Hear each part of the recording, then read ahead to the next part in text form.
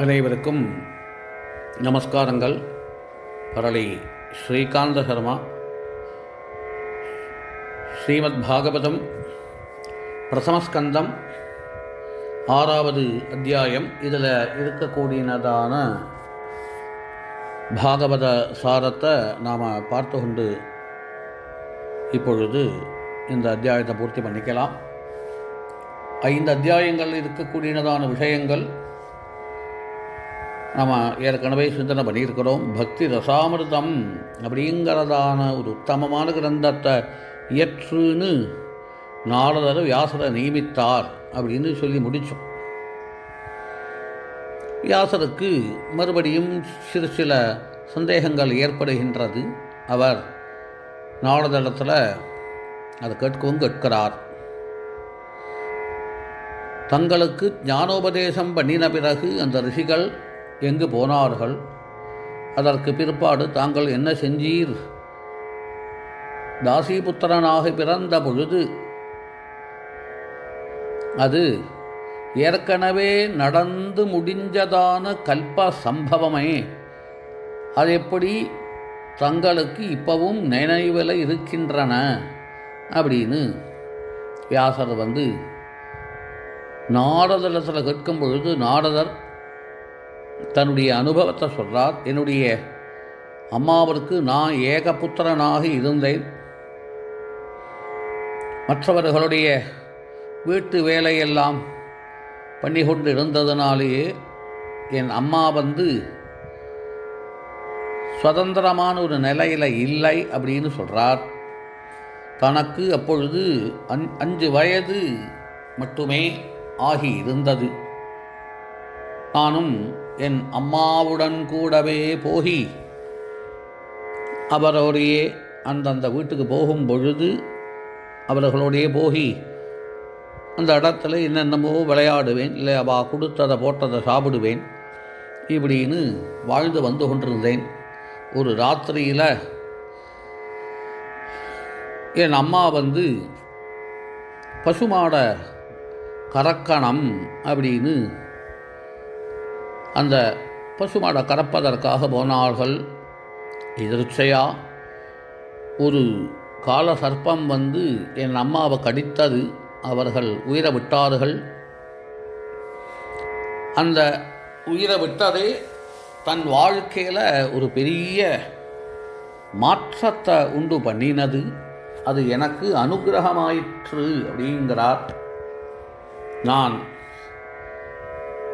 தனக்கு இருந்த ஒரே ஒரு உறவு அம்மாவும் மரணம் அடைந்த பிறகு அனுகிரகம் அந்நியமானஹா பிராதிஷ்டம் திசமுத்தராம் அப்படின்னு அந்த இடத்தை விட்டு வடக்கு கிளம்பி போகனேன். எங்கே போகணுமோ, என்ன பண்ணுறது, இந்த இடத்த போய் சேரணும்னோ எந்த விதமான சிந்தனையும் இல்லாத ஒரு யாத்திரை. நிறைய பட்டணங்கள், நகரங்கள், காடுகள் இவைகளெல்லாம் தாண்டி இவர் நடந்தார். அதிகமான ஒரு க்ஷீணம், களைப்பு ஏற்பட்ட உடனேயே காட்டு பாதையில் இவர் இருக்கிறார். அந்த காட்டில் ஒரு அருவி அழகாக ஓடின்னு இருக்கு. அதில் கையை காலை அலம்பி அல்பம் ஜலத்தை பானம் பண்ணி அதனுடைய கரையிலேயே அமர்ந்தார். ஜபத்தியானாதிகள் என்னென்ன விஷயங்கள் இந்த நாரதருக்கு ரிஷிகளால் உபதேசம் பண்ணப்பட்டதோ இந்த உபதேசப்படி அவர் சிந்தனை பண்ண ஆரம்பித்தார். இவர் சிந்தனை பண்ண ஆரம்பித்ததுமே நாரதருக்கு பகவத் ஸ்வரூபம் கொஞ்சம் கொஞ்சமாக பிரகாசமாயிற்று. அந்த சந்தர்ப்பம் நாரதர் சொல்கிறார், ஆனந்த சம்ப்ளவேதீனஹானா பஷ்யம் உபயம் முனே அப்படின்னு பாகவதத்தில் நம்ம பார்க்க முடியறது. இவர் ஆனந்தத்தில் அப்படியே கழித்தார். இந்த பகவத் ஸ்வரூபத்திலேயே மயங்கி நிற்கிறார். தன்னையோ பகவானையோ அவருக்கு மேலும் காணாமல் போனது அப்படின்னு சொல்கிறார். தன் சரீரத்தை மறந்தேன் என்று வியாசருக்கு உபதேசம் பண்ணுறார். சில நிமிஷங்களுக்கு பிறகு அவருக்கு அந்த தியானம் கலைஞ்சது. அப்பேற்பட்டதான அந்த ஹரிஸ்வரூபம், பிரகாசமாக இருந்ததான பகவத் ஸ்வரூபம் இப்பொழுது பார்க்க முடியலை. இவர் மறுபடியும் முயற்சி பண்ணினார், பார்க்க முடியலை. அவருடைய முயற்சியை கண்டு திடீர்னு ஒரு அசரீரி வாக்கு ஏற்பட்டது.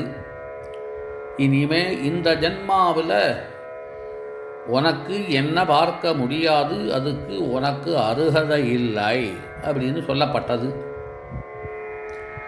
உடனே நாரதருக்கு சந்தேகம் வரதாம். ஒரு தடவை எனக்கு ஒரு ரூபத்தை காண்பிச்சு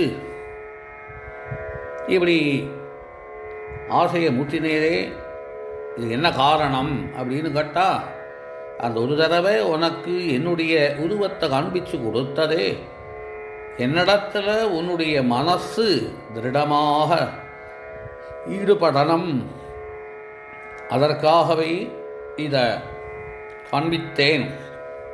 அது யோக்கியதை இல்லை அப்படின்னு சொல்லும் பொழுதே, இந்த யோக்கியதைங்கிறது உன்னுடைய யோக்கியதையை பார்த்து கொடுக்கலைப்பா, சாதுக்கள் போகிற போக்கில் உனக்கு கிருபை பண்ணு அப்படின்னு என்னிடத்துல பிரார்த்தனை பண்ணினார்கள். அதனாலேயே உனக்கு நான் அனுக்கிரகத்தை பண்ணினேன் அப்படின்னு சொல்லி பகவான் அசரீரி வாக்கு மூலமாக அருளி செஞ்ச போது நாரதர் கவலையே படலை.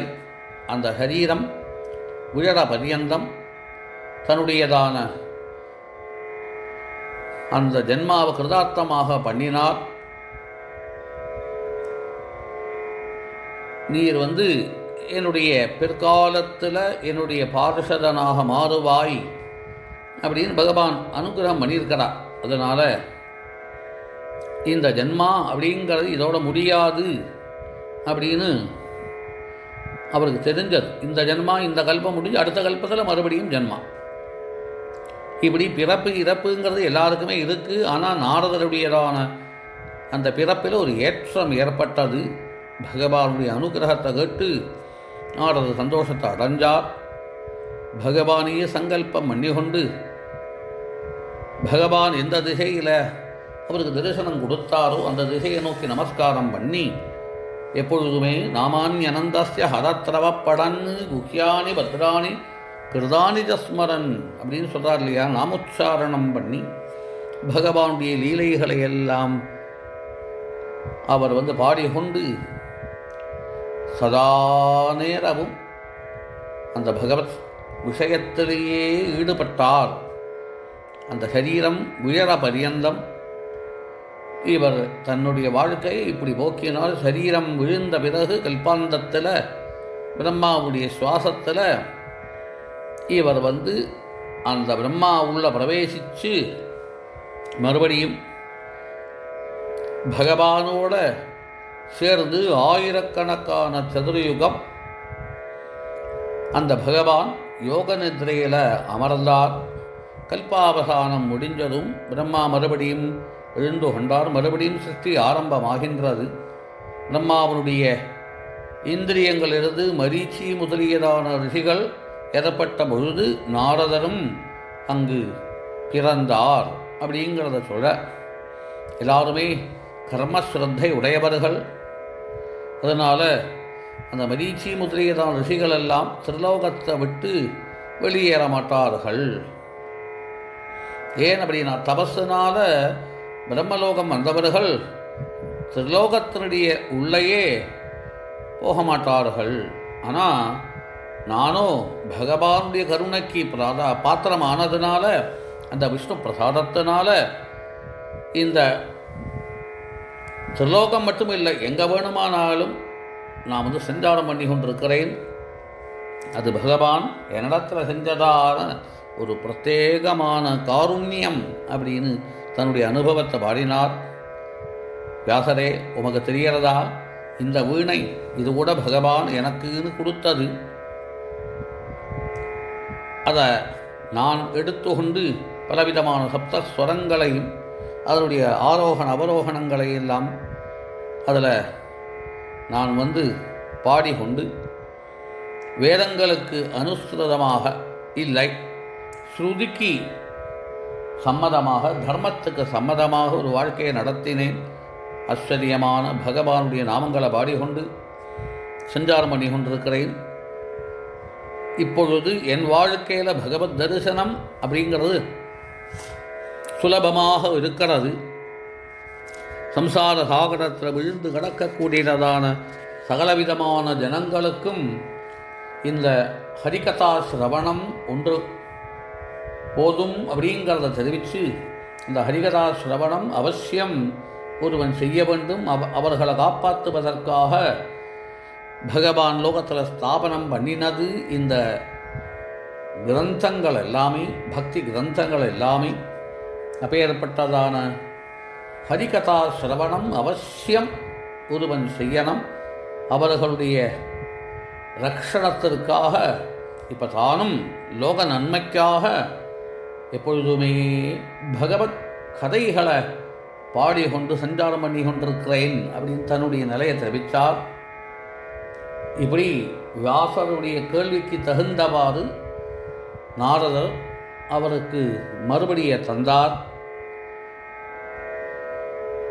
வியாசருடையதான துக்கத்தை போக்கி அந்த மனப்பிரசாத ஹேதுகமான சாதனை இதுவே அப்படின்னு உபதேசம் பண்ணி, தாங்கள் தகுந்தவாறு சிந்தனைகள் எல்லாம் பண்ணி பகவத் சம்பந்தமான ஒரு உத்தமமான பக்தி கிரந்தத்தை லோக நன்மைக்காக ஸ்தாபனம் பண்ண வேண்டும்னு நியமித்து நாரதர் கிளம்பி போனார் அப்படின்னு இந்த 6வது அத்தியாயத்தை முடிக்கிறார். ராதேஷம்.